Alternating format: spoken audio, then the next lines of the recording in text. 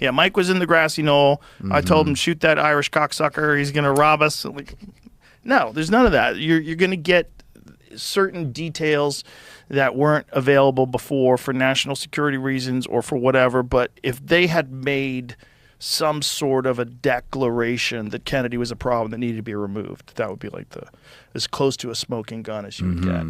But they could probably get away with saying things like that in 1963, especially like people that worked they were doing nutty shit in 63, like really nutty shit. Like that's the same year as Operation Northwoods, right? That's the same year. One?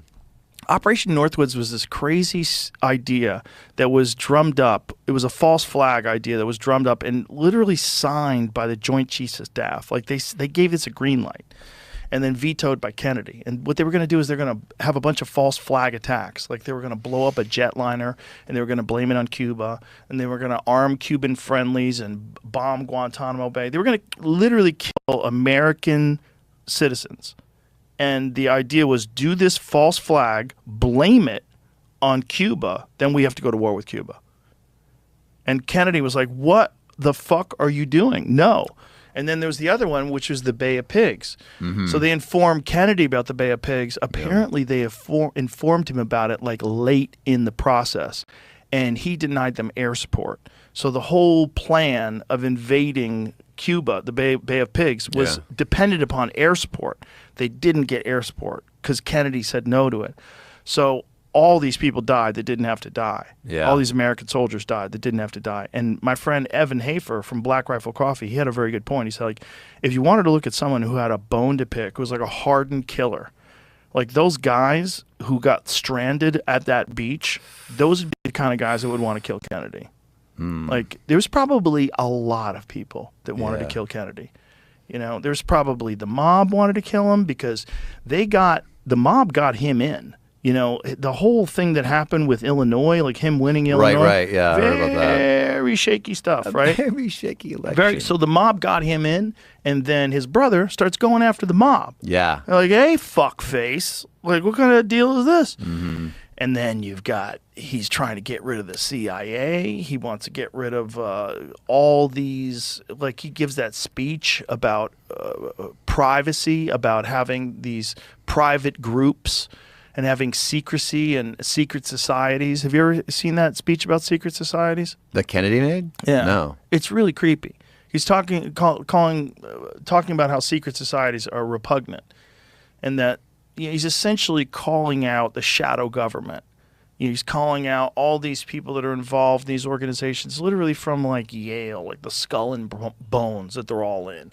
All these creepy frat boys join the Skull and Bones. Then one day they wind up ruling the world. Like it's kind of Harry Potter-ish. It's bizarrely, on the nose as far as what it is. But he was calling that stuff out in the 60s as well. And then they kill him. And then you don't hear a peep about any of that stuff anymore. And we will get to the John Larroquette story, just anybody listening. Let's listen to Kennedy talk about secret societies. I want to see that, yeah. Secret societies. There are secret societies.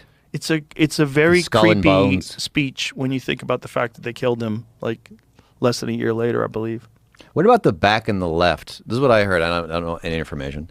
But in Oliver Stone, he was like back and to the left. Back and, but someone was saying, no, your head would do that because it like, from the shot from the back, your head would like recoil back. I don't know anything. Well, we could look at that too. Let's hear it. The speech that killed him about secret society. Gentlemen, the very word secrecy is repugnant in a free and open society. And we are, as a people, inherently and historically opposed to secret societies, to secret oaths, and to secret proceedings. We decided long ago that the dangers of excessive and unwarranted concealment of pertinent facts far outweighed the dangers which are cited to justify it. Even today, there is little value in opposing the threat of a closed society by imitating its arbitrary restrictions. Even today, there is little value in ensuring the survival of our nation if our traditions do not survive with it. And there is very grave danger that announced need for increased security will be seized upon by those anxious to expand its meaning to the very limits of official censorship and concealment. That I do not intend to permit to the extent that it's in my control. And no official of my administration, whether his rank is high or low, civilian or military, should interpret my words here tonight as an excuse to censor the news, to stifle dissent, to cover up our mistakes, or to withhold from the press and the public the facts they deserve to know.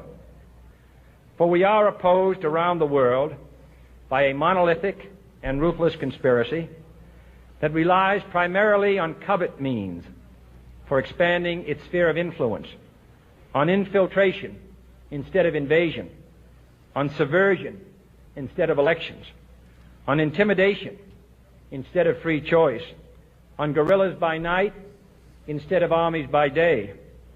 It is a system which has conscripted vast human and material resources into the building of a tightly knit, highly efficient machine that combines military, diplomatic, intelligence, economic, scientific, and political operations.